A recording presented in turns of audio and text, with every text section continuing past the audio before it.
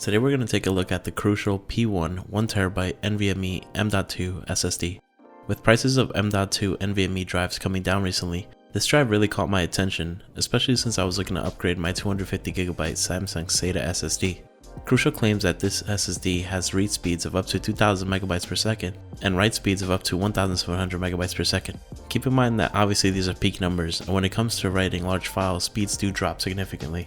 Crucial also claims an endurance of 200 TB of data written and 1.5 million hours of runtime. These specs are definitely not record breaking, but for an average user switching over from a mechanical hard drive or even a SATA SSD like I did, this will be a huge improvement.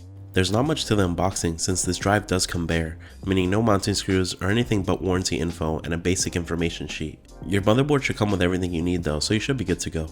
Installing this drive is pretty straightforward. I'll be installing this drive in my personal build inside the low-key Ghost S1, which if you haven't seen my video of me building inside this case, make sure you check it out. My motherboard actually has the M.2 slot on the back side, and luckily the Ghost S1 does have a cutout behind the motherboard, allowing me to easily access this slot once I remove my graphics card. When I was doing my research before purchasing this drive, some reviews did mention that this drive does run pretty hot. NVMe drives do need to run warm for longevity and peak performance, but once the drive starts creeping up to the max running temperatures, you will start to have PC lockups or even corrupt files. To prevent this, I did go on Amazon and purchase a cheap M.2 SSD heatsink that was only $5.99. This little kit comes with the heatsink itself, 2 rubber bands to keep the heatsink on, and the thermal pad.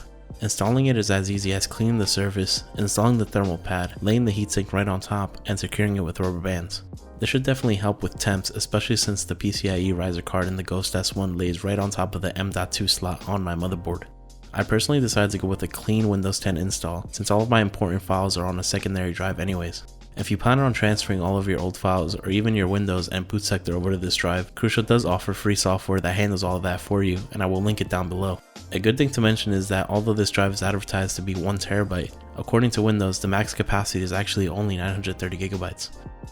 When it comes to benchmark speeds, I use 3 benchmarking programs: Crystal Disk Mark, AS SSD Benchmark, and ATTO Disk Benchmark.